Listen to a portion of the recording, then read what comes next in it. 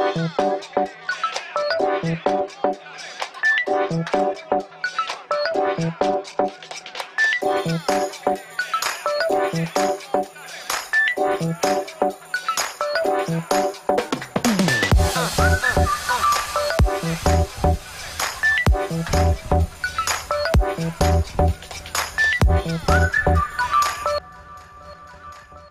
en scène n'est donc toujours pas terminé. Merci d'être encore avec nous. Si vous nous suivez à distance, n'hésitez pas à poursuivre la conversation sur les réseaux sociaux. Le hashtag officiel est Média en scène. Alors tout de suite, une nouvelle table ronde. La pandémie actuelle a enjoint les médias à ingurgiter, comprendre et transmettre tant le savoir que les incertitudes scientifiques à un rythme inédit. Que reste-t-il de l'autorité scientifique? Pour en parler, on va avoir autour de la table donc Nathan Piffer-Smadja, chef de la clinique des universités Claude Bernard. Bienvenue. Sébastien Lemerle, donc enseignant-chercheur en sociologie à l'université de Paris-Nanterre. Bienvenue. Olivier Aymonde, rédacteur en chef service sciences, santé, tech à France Info. Karine Lacombe, qu'on ne présente plus, infectiologue et chef de service des maladies infectieuses de l'hôpital Saint-Antoine. Bruno Favier, directeur médical. Et pour modérer cette table ronde, donc Éric Valmire, qui est secrétaire général de l'information à Radio France. Merci beaucoup. Merci beaucoup. On ne va pas perdre de temps parce qu'il y a beaucoup de monde sur scène. On va commencer puisqu'on sort de cette crise sanitaire, et vous l'avez si bien dit, qui a bousculé pas mal de certitudes et qui a surtout mis la réflexion scientifique à la une, presque en work in progress à chaque fois. C'est-à-dire qu'on était à chaque fois devant des questions qui se posaient et devant lesquelles on n'avait pas forcément des réponses. Et si j'ose parler de courage pour Karine Lacombe, je ne sais pas si elle s'est trouvée courageuse, mais en tout cas il y avait un peu de ça. C'est que vous avez accepté toutes les invitations par les médias. On vous a vu souvent sur les plateaux télé, à la radio, pour justement suivre en temps réel l'évolution de cette pandémie. Déjà, pourquoi occuper l'espace médiatique dans ce moment-là? Pourquoi pour vous c'était important? Alors, il faut d'abord dire que initialement ça a été une coïncidence. On m'a invité pour remplacer quelqu'un, un homme, un de mes collègues qui était d'ailleurs mon ancien patron, qui n'avait pas pu se rendre à une invitation, et donc je l'ai remplacé un peu au pied levé. Et puis ensuite j'ai été réinvitée, et en même temps, quand je me suis posé la question de ma légitimité, on était quand même face à un nouvel agent infectieux, une nouvelle maladie, une maladie infectieuse qui se transmettait entre personnes. Et donc si la place d'un infectiologue n'est pas là pour justement parler de cette maladie infectieuse, transmettre des informations, donc faire de la pédagogie, où est sa place?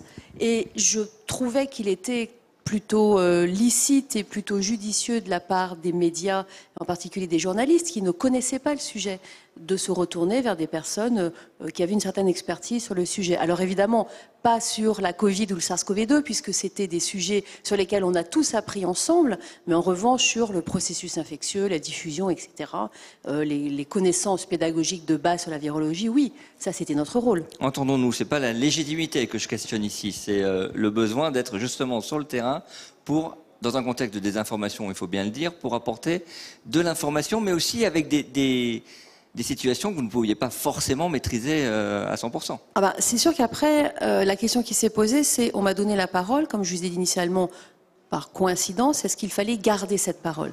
Donc effectivement, là vous parliez tout à l'heure de courage, je ne sais pas si c'est du courage, je pense que il y a un moment donné où on parle de science. La science, elle se construit. Elle se construit dans le doute, elle se construit dans l'humilité. Et quand on voit combien très rapidement a émergé un mouvement qui était plutôt un mouvement d'infodémie, donc de fausses informations, je pense que notre place à tous, elle était de rester là et de combattre cette fausse information. Alors avec les armes qu'on avait, qui étaient justement le dialogue, la discussion, et non pas se retirer du débat. C'est toujours très facile de dire après ce qu'on aurait pu faire avant, mais tout de même, aujourd'hui, est-ce qu'il y a quelque chose que vous auriez pu mieux faire ou que vous regrettez? C'est vrai que c'est difficile à dire. On est en train de sortir la pandémie quelque part. Je pense que on n'a probablement pas assez analysé, enfin assez bien compris l'impact que pouvait avoir l'angoisse de l'inconnu dans la population qui n'avait pas forcément de formation scientifique et qui était plutôt là à attendre qu'on apporte un médicament miracle, qu'on les sorte de cette crise sanitaire, alors que on savait qu'on allait rester quand même pendant assez longtemps. Alors quel temps, on ne sait pas, mais ne serait-ce que quelques mois, c'était déjà un horizon qui était trop lointain pour beaucoup de citoyens. Et donc peut-être que on n'avait pas connaissance, on n'avait pas assez de connaissances de la sociologie. Oui, alors justement, il y a un collègue sociologue avec nous, je crois. C'est ça, voilà. Lemaire, oui. Donc il pourra reprendre la parole sur le sujet. Mais je crois que c'est cet aspect-là qu'on n'a pas compris. Comment ce phénomène extrêmement angoissant d'une pandémie était appréhendé au niveau populationnel et pas uniquement au niveau individuel. J'ai envie de rester sur la désinformation parce que c'est le terrain qu'avait choisi Nathan Pfeffer-Madjak avec nous. Nathan, vous êtes emparé du sujet sur les réseaux sociaux assez vite. Et pour vous, la désinformation a véritablement été un combat. Alors, oui, je dirais la désinformation. Et puis parfois, je trouve qu'on insiste un peu trop sur la lutte contre la désinformation. En tout cas, l'information, c'était un peu un combat. Et là, je rejoins Karine Lacombe. C'est-à-dire que moi, j'y suis entré un peu par hasard. Je suis aussi, voilà, je travaille dans un service de maladies infectieuses. J'ai fait ma thèse sur les maladies infectieuses, voilà, Bichat. Et donc, c'est vrai que c'est un sujet intéressant. J'avais été en Guinée pendant Ebola, et donc les maladies émergentes, ça m'intéressait et ça intéresse beaucoup mon chef de service. Et donc, assez vite, bon. On se dit, voilà, il y a cette nouvelle maladie, il y a des gens qui vont en parler, il y a des informations qui vont être données. Et puis, effectivement, il y avait une attente énorme d'informations. Et début février, au cours du mois de février 2020, on se rend compte que ce qui se met à dominer le débat public, scientifique, médical autour de la Covid, des traitements, de la prise en charge, c'est faux. Donc c'est des choses qui sont données aux gens, c'est des fausses réponses, c'est des choses qui sont qui ne correspondent pas à la réalité scientifique et médicale. Et ça, c'est vrai que moi ça m'a choqué parce que les gens ils ont besoin d'informations et on leur ment. Et ça, c'était pas acceptable. Donc ça m'a fait réagir, non pas pour lutter et dire ils vous mentent, parce que ça parfois on perd du temps, mais en tout cas pour dire non, ce qui est vrai. Là, ça a commencé par l'hydroxychloroquine, mais ça s'est poursuivi avec énormément de choses. Ce qu'on sait actuellement sur l'hydroxychloroquine, c'est qu'on ne sait rien. On ne sait pas si ça marche. On va faire des essais cliniques et puis la science, elle se fait comme ça. Donc c'était pour essayer d'apporter des informations que je jugeais adéquates, que la plupart des infectiologues avaient entre les mains. Mais c'est vrai qu'on a vu que peu de gens ont eu la volonté, le courage, l'énergie d'aller autant que Karine Lacombe vers les médias. Et puis dans vos interventions, vous êtes très vigilant sur qui porte la parole scientifique. Je pense que à la limite, je dirais, je suis vigilant justement sur le fait de ne pas porter tant d'importance de ne pas accorder tant d'importance à qui porte la parole scientifique, mais plutôt à quelle est la parole qui est donnée. Est-ce que cette parole, finalement, elle correspond à l'état de la science? Est-ce que cette parole, elle est sourcée, elle est documentée? C'est pas une parole qui est complètement marginale ou qui est en réaction face à un discours présenté un peu comme dominant. Et donc je pense que on a trop de personnes ont joué. Vous voyez éventuellement de qui je parle sur leur position. Leur réputation d'autorité scientifique, d'autorité médicale, alors qu'en fait, ce qui était dit, le fond du discours, c'était n'importe quoi. Et ça, je veux dire, il faut qu'on se reconcentre sur qu'est-ce que les gens disent, pas forcément qui ils sont. Alors certes, c'est important, le contexte, la personnalité, etc., ou ce qu'ils ont fait dans leur vie, la formation, notamment médicale ou scientifique, mais quand même, il faut aussi regarder ce que les gens disent. Et alors, justement, sur ce sujet-là, ce qui est important, c'est que l'autorité scientifique, c'est pas seulement une autorité, ça doit être aussi quelque chose qui régule. Et on vous sait aussi très en colère parce que vous ne vous cachez pas sur les réseaux sociaux sur le fait que finalement nos autorités sanitaires ne soient pas intervenues sur le thème des essais cliniques sauvages. Oui, voilà, on en parlait dans cette question, que reste-t-il de l'autorité scientifique? Bon, déjà, je pense qu'il y a une forme d'autorité scientifique établie, dont la parole a été vraiment catastrophique lors de cette crise. Ça m'a beaucoup touché, venant de gens du milieu de l'infectiologie ou de la microbiologie. Bon, heureusement, une extrême minorité, mais qui a été très visible dans les médias. Ça, c'est triste, parce que ça concerne très peu de gens dans un milieu où tout le monde était d'accord, parmi les infectiologues, les microbiologistes. Et puis l'autre déception, c'est effectivement, on a des agences, on a des règles de la recherche, on a des règles éthiques, on a des façons de de faire de la recherche, notamment thérapeutique, chez l'être humain. Et ça, c'est quand même des décennies de progrès pour éviter voilà, que ça soit pas encadré. Et en fait, on voit que on peut faire n'importe quoi, on peut ne pas respecter ces règles, on peut ne pas soumettre le protocole à un comité de protection des personnes, ou alors avoir un avis défavorable et quand même donner des traitements aux gens, et rien ne se passe. On est à 2 ans de cette histoire quasiment. Et les autorités du médicament, là ce qui montre comme message, c'est finalement on a des règles, si vous les respectez pas, on fera rien. C'est pas possible, c'est pas acceptable. Et cette autorité, moi, ce qui me choque le plus, c'est qu'il n'y ait pas d'autorité justement qui viennent discuter de ça et qui viennent demander des comptes aux gens qui ont fait ça. Sébastien Lemerle, vous observez 2 champs, la science et ensuite les protagonistes, les scientifiques qui parlent, mais pas que les scientifiques, ceux qui peuvent se prétendre comme porteurs d'une parole scientifique également. Oui, en fait, j'essaie de travailler sur la façon dont la diffusion des informations scientifiques se fait dans le monde social. Et effectivement, ça se joue, disons, à 3 dimensions. Il y a la dimension des scientifiques, dont vous venez de parler, qui est absolument juste. C'est-à-dire, en fait, est-ce que les scientifiques qui prennent la parole parlent ès-qualité ou est-ce qu'ils prennent la parole parce qu'en fait, ce sont des scientifiques et qu'il y a l'effet blouse blanche qui fait que, enfin, tout ce que vous venez de dire, qui est un peu légitime leur discours alors qu'ils ne parlent pas forcément de choses qu'ils maîtrisent bien.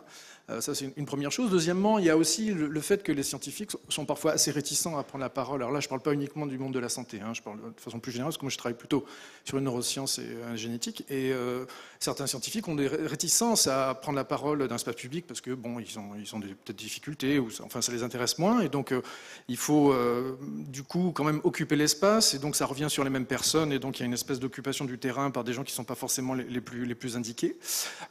Du coup, je me pose parfois la question, enfin, est-ce que ce sont les scientifiques aussi qui sont les mieux indiqués pour prendre la parole et transmettre les résultats de la connaissance scientifique? Il y a tout un corps professionnel qui sont les médiateurs scientifiques, qui pourraient être aussi, enfin qui font souvent d'ailleurs l'interface entre les scientifiques, dont c'est pas forcément le métier, et tout le monde n'est pas à l'aise avec ça, malgré les séances de média training, etc.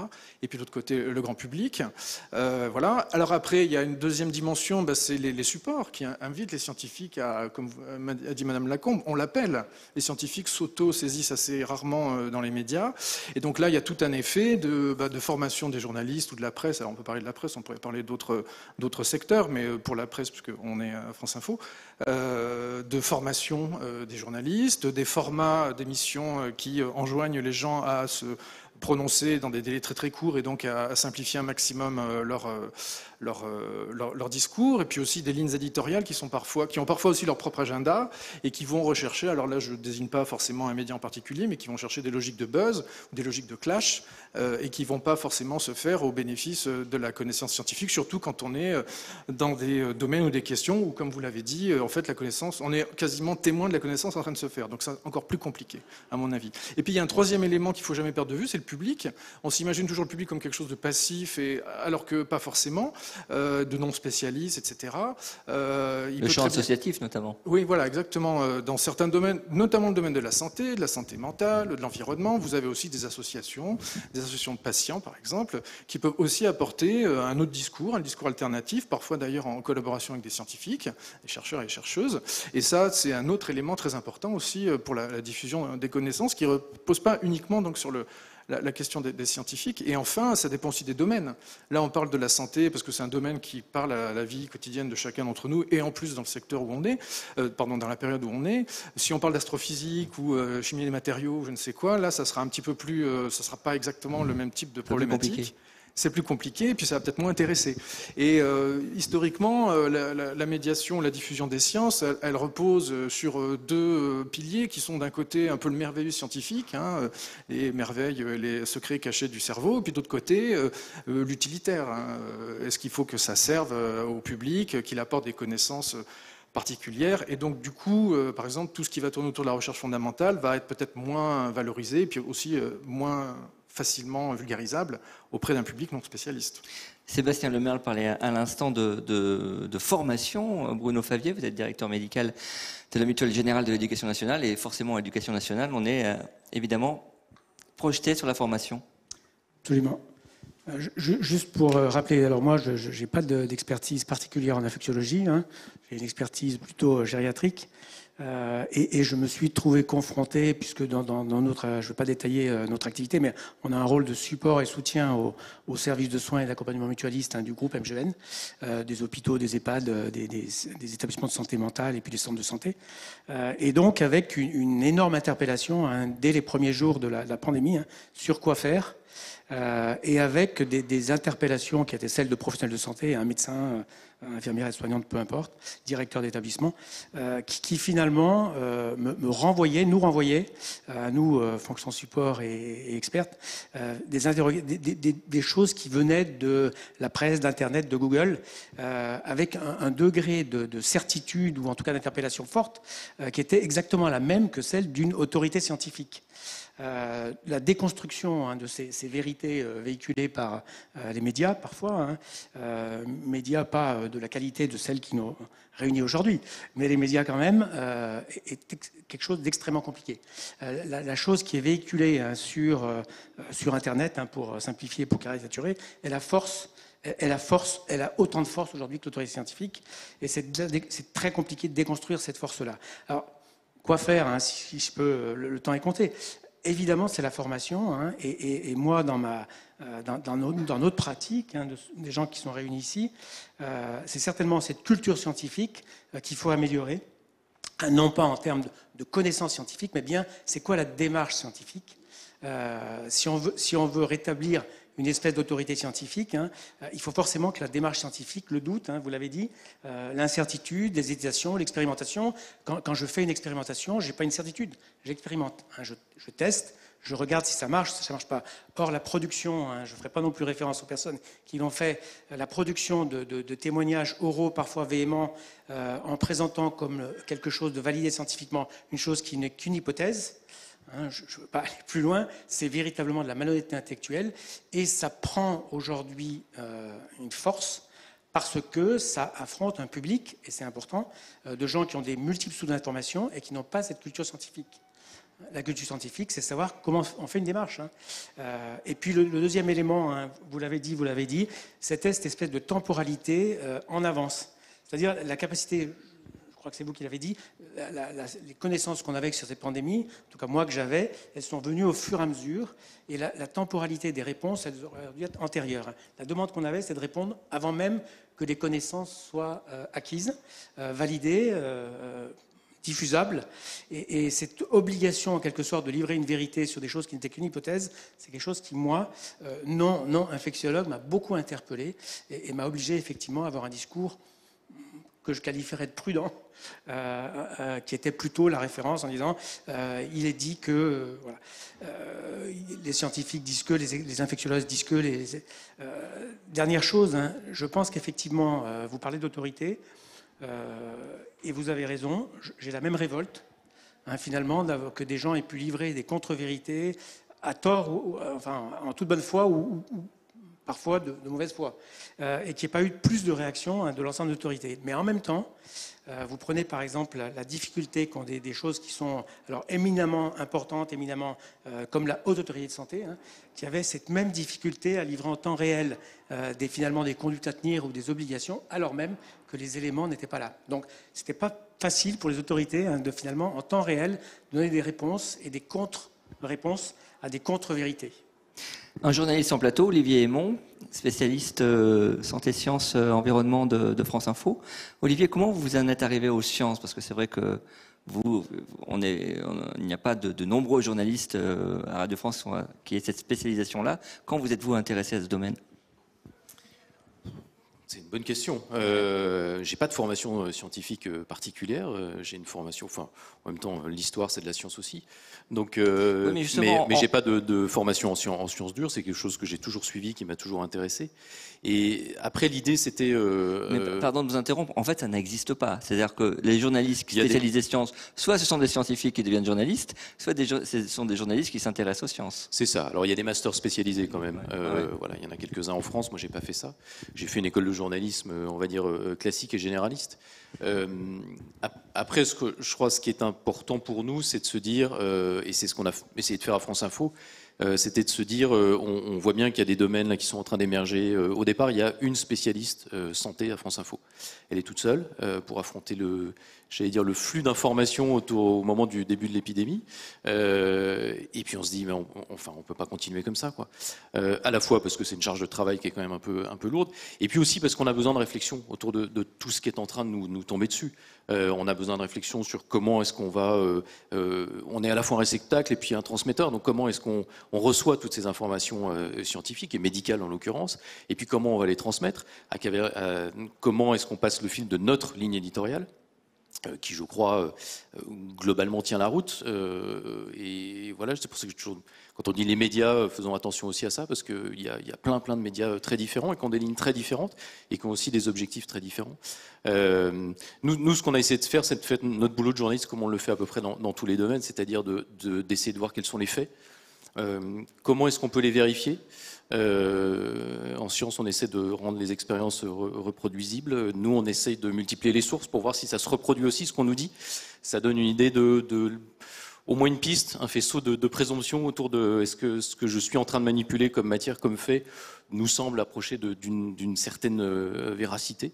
On essaie de beaucoup discuter entre nous, on essaie de discuter, et c'est pour ça qu'on a monté un service, parce que c'était important de se retrouver à plusieurs, avec des approches un peu différentes, parce qu'il y a des gens qui ont fait un peu plus de sciences dures, il y a des gens qui ont fait on va dire de la santé, il y a des gens qui font de l'environnement, tout ça peut se compléter. Et donc c'est plutôt intéressant de pouvoir discuter, j'allais dire un peu comme dans un service... dans un hôpital, on discute aussi des cas, voilà, parce qu'on parfois on peut se tromper, parfois, et puis l'idée elle peut venir d'un autre. Donc on essaie de faire tout ça, et puis on essaie de s'appuyer, mais en faisant du journalisme, encore une fois, comme dans le reste, c'est-à-dire qu'on s'appuie sur des sources qu'on pense être fiables. On a aussi une déontologie, une éthique, une habitude, une expérience qui fait qu'au bout d'un moment, on voit bien, voilà, on voit aussi des choses qui apparaissent, qui font-ils dans notre tête, parce qu'on se dit, ouf, ça c'est... Bon, généralement, quand c'est très simple et très beau, généralement, il faut s'en méfier un peu, quoi. Donc, et puis, on travaille aussi au fur et à mesure. On a été, comme tout le monde, submergé par cette actualité-là. Et puis, il faut s'organiser. Et puis, au fur et à mesure, il y a des gens, sans doute, qu'on a invités au début, en toute bonne foi. Et au bout d'une fois ou deux, on se dit, oh, je pense qu'on va arrêter de les inviter. Pourquoi ? Parce qu'on voit bien qu'ils ne parlent pas enfin, qu'ils ont soit un agenda, soit qu'ils sont en dehors de leur champ et qu'ils sont en train de dire des choses qui sont un peu dingues, quoi. Voilà. Mais ça arrive dans tous les domaines. Hein. Et c'est pas, il y a des scientifiques, il y a des gens, et ça peut être un organisme public, enfin, etc. C'est pas. Donc on essaie de faire attention à tout ça. En permanence, on peut se tromper, et je crois que, je ne sais plus qui a dit, le doute, évidemment, la modestie. Et puis la transparence, parce que comme on est dans quelque chose qui est en work in progress, on en apprend tous les jours. Et la seule chose que nous, on peut dire, c'est voilà ce que nous, on nous a dit, voilà qui nous l'a dit, et voilà ce que nous, on en sait. Voilà. Et peut-être que demain, ça sera autre chose. Mais on voit bien que comme on est dans quelque chose en construction, on peut pas vous dire, et alors là, ça serait de l'autorité un peu bête et méchante, c'est comme ça et c'est pas autrement. Voilà, on essaie d'ajouter cet élément-là, je crois qui est très important, c'est la transparence. Karine, Nathan, à peu près la même question pour tous les deux. Au cœur de la crise, au moment où on avait aussi des injonctions politiques contradictoires, où même entre scientifiques, on avait quelque chose qui était parfois contradictoire, avez-vous le sentiment d'avoir une parole qui devenait moins audible ? C'est tout le temps c'est tout le temps le même dilemme entre ce que nous montre le fait scientifique et ce que le politique voudrait y voir. Et malheureusement, ça ne coïncide pas toujours. Donc oui, on a été moins audible à un moment où l'agenda politique n'était pas compatible avec ce que nous disaient les connaissances qu'on avait à l'époque du Covid. En tout cas, dont nous, on avait le sentiment d'avoir connaissance dans la progression de l'épidémie, dans la façon dont on pensait pouvoir éviter des morts, etc. C'est tout le temps ce sont des périodes qui sont très compliquées. Mais moi, personnellement, je les ai mal vécues parce que j'ai eu le sentiment qu'à un moment donné, on sacrifiait une certaine partie, une certaine personne vulnérable de la population parce qu'on avait le sentiment que ça permettrait à l'économie d'aller mieux. Et ce qui est très intéressant, c'est que rétrospectivement, il y a eu des analyses épidémiologiques et médico-économiques qui ont montré que les pays qui avaient fait différemment de nous s'en étaient mieux sortis en termes d'impact sur la mortalité, sans avoir obéré la vie économique. Et donc, dans des situations comme ça, évidemment, je me suis sentie un peu en porte-à-faux. Mais ce qui a été très important pour moi, c'est de rester vraiment très stable sur en quoi je croyais et dans l'humilité que j'avais par rapport à ma connaissance de la situation. Il y avait des choses qu'on connaissait, des choses qu'on ne connaissait pas. À partir du moment où on reste humble et modeste, on fait rarement le pas de trop. Nathan, à peu près dans le même domaine, parce qu'on parle de l'autorité scientifique là, mais au-delà de l'autorité scientifique, c'est la parole d'experts, et pour reprendre l'expression de Karine Lacombe tout à l'heure, d'experts légitimes qui peut sortir abîmé.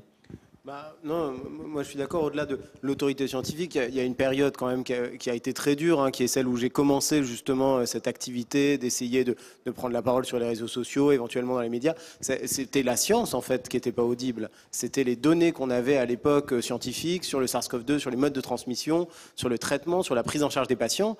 Il y a eu la période entre février 2020 et peut-être août, septembre 2020, où la parole médicale scientifique qui était quasi consensuelle entre nous sur les zones de doute et puis ce qu'on commençait à savoir, hein, donc au sein des infectiologues, au sein des microbiologistes, elle était extrêmement peu audible. Et ça, c'est très triste parce que quelqu'un comme Karine Lacombe, voilà, qui avait une parole, voilà, qui était claire sur sur quels éléments on doute et puis qu'est-ce qu'on sait, qu'est-ce qu'on ne sait pas, était mise sur le même plan que des personnes soit sans aucune compétence, hein, des gens qu'on entendait, des polémistes parler d'une maladie infectieuse sur le plan médical quasiment, étaient parfois mises sur le même niveau. Bon, parfois, et là c'est plus grave, c'est plus une remise en question des personnes d'autorité dans la science, au même niveau que des personnes qui étaient éventuellement, qui avaient un certain bagage en microbiologie ou en infectiologie, mais dont la parole à ce moment-là ne correspondait pas du tout aux données de la science. Donc pour moi, il y a une période très dure, hein, en 2020, qui correspond à, je pense, l'angoisse. Enfin, les gens devant une maladie dont on ne savait rien étaient prêts à entendre n'importe quoi et plutôt ce qui était le plus rassurant.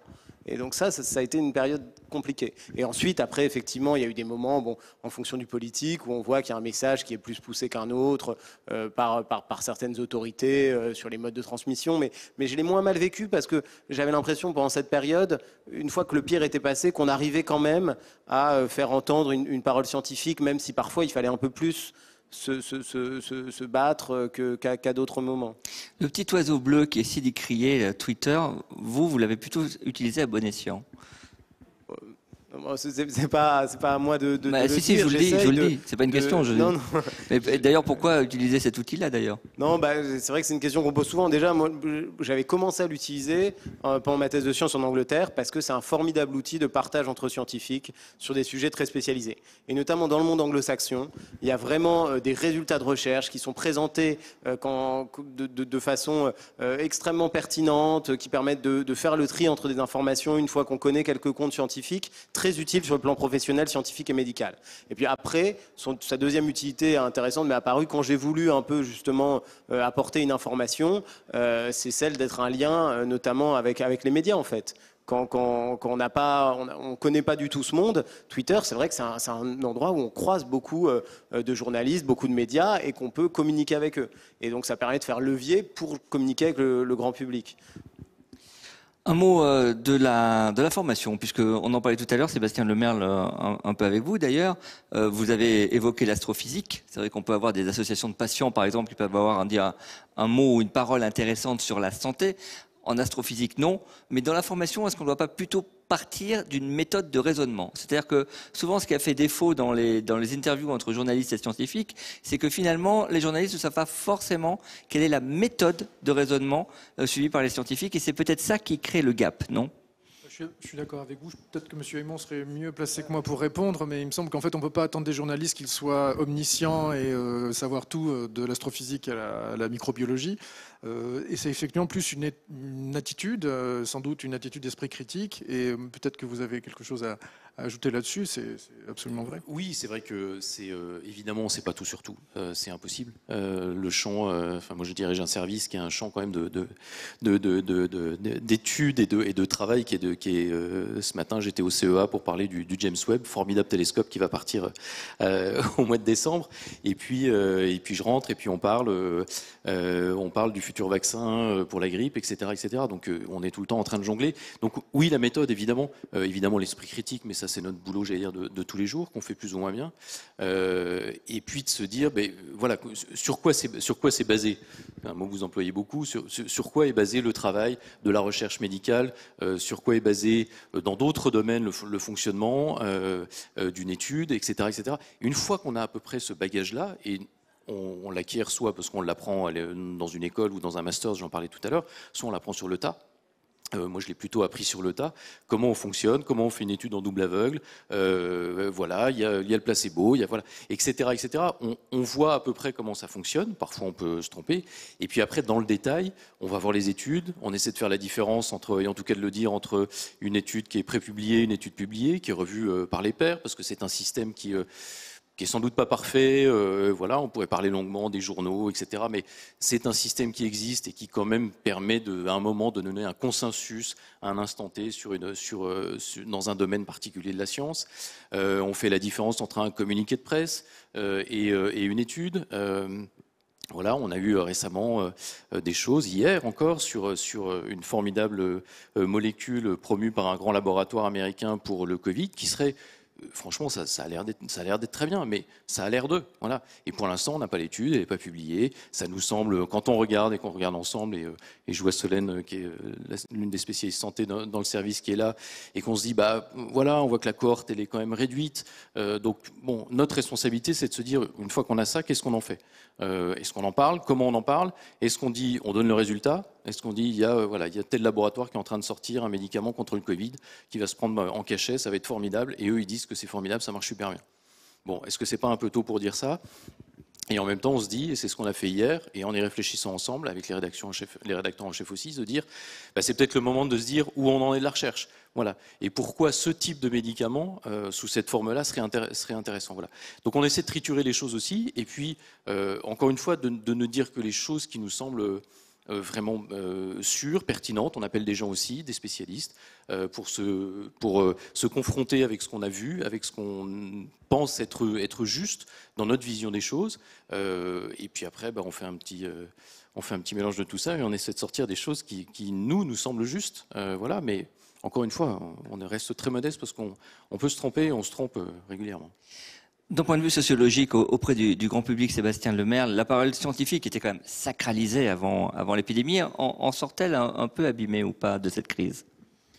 Si elle était sacralisée avant, c'est une certaine vision peut-être de la science qui est peut-être aussi un petit peu idéologique, une vision un peu uniforme de la science. Alors ça, peut-être que, là, il faudrait voir aussi au cas par cas. Depuis, je ne sais pas si elle sort de l'épidémie abîmée, mais en tout cas, c'est fragmenté. Le paysage est très fragmenté. Je suis d'accord avec mon voisin Nathan, parce que sur l'idée qu'en fait, ça va dépendre aussi beaucoup des médias qui vont être suivis par telle ou telle tranche de population. Ça, c'est très important. Il y a des études en sociologie des pratiques culturelles qui montrent bien que, par exemple, les réseaux sociaux, en particulier Twitter, mais pas que, sont les médias d'information les plus prisés des 15-24 ans. Ça, c'est quelque chose qui est établi. Alors ensuite, on ne sait pas exactement quel compte ils suivent sur Twitter. Alors c'est peut-être celui de France Info, mais c'est peut-être celui de quelqu'un de moins compétent. Mais voilà, donc c'est vrai que c'est sans doute important d'aller sur ces différentes plateformes que peut-être... Alors c'est peut-être aussi générationnel. Il y a peut-être aussi des réticences de la part des chercheurs plus âgés à aller sur ces plateformes. Mais en tout cas, il y a quelque chose qui se joue à ce niveau-là et qui reflète la fragmentation des publics et des sources d'informations auxquelles ils s'abreuvent. Voilà. Cette fragmentation, elle est irréversible maintenant ? C'est bien que c'est pas votre boulot de vous projeter. Non, je ne pourrais pas vous. Je ne sais pas si elle est irréversible, mais en tout cas, elle est bien avérée, selon en tout cas les générations, selon aussi les milieux sociaux, et elle elle est constatée depuis au moins une bonne quinzaine d'années au niveau des sources d'informations que les personnes consultent. Je ne pense pas que ça va aller dans le sens inverse à court ou moyen terme. Bruno Favier, cette fragmentation-là, vous l'intégrez dans vos politiques de formation? En tout cas, il faut l'intégrer. Juste pour revenir sur ce que je disais et puis revenir sur ce que vous avez dit, la question effectivement de la formation, y compris des scientifiques, à rendre intéressant ce qu'ils font, c'est une vraie question. En préparation de cette réflexion d'aujourd'hui, j'ai relu une discours d'entrée au Collège de France en 2007, c'est pas d'hier, 14 ans, et la même question se posait sur la remise en question de l'autorité scientifique, et donc l'intervenant qui était un homme remarquable, sans doute, disait qu'effectivement, c'est pas la recherche en elle-même, pas l'objet de la recherche, pas le résultat de la recherche, c'est pas intéressant, c'est pas médiatisable immédiatement. Et donc, il faut aussi que les scientifiques se forment à vendre, entre guillemets, à médiatiser ce qu'ils font au quotidien. C'est un travail de fourmi, mais il faut qu'ils apprennent à le faire. Et puis la deuxième chose, si vous voulez, je crois qu'effectivement, sur cette capacité de former dès le plus jeune âge, vous l'avez dit, à l'esprit critique, avoir l'esprit critique, le doute, apprendre à ne pas donner des réponses simples à des problèmes, à des problèmes compliqués, ça c'est véritablement l'objectif des enseignants d'éducation nationale, mais bien au-delà de l'ensemble de la société, d'avoir cette espèce de capacité en permanence de remettre, et c'est l'objet même de la science, de remettre en permanence en question des choses qui paraissent acquises. La science, elle n'est pas figée en 2021, elle va évoluer, elle bouge tout le temps. Cette capacité de remettre en permanence en question, c'est ça, ce sur quoi nous devons tous œuvrer, et en particulier, évidemment, l'institution MGN, parce que très liée avec l'éducation nationale, mais évidemment pas que. Nous, parents, nous, membres de la société civile, nous, médecins, nous, scientifiques, nous, journalistes, qui doivent se former également à cette culture scientifique. Vous l'êtes, mais tous ne le sont pas. Et c'est effectivement compliqué quand on entend des gens avec force expliquer quelque chose qui est une contre-vérité, de dire « non, là, vous êtes en train de dire des bêtises ». Karine Lacombe. Oui, pour aller dans le sens de ce que vous venez de dire, aucun scientifique ne peut s'arroger la parole scientifique. Parce que ce sera un imposteur.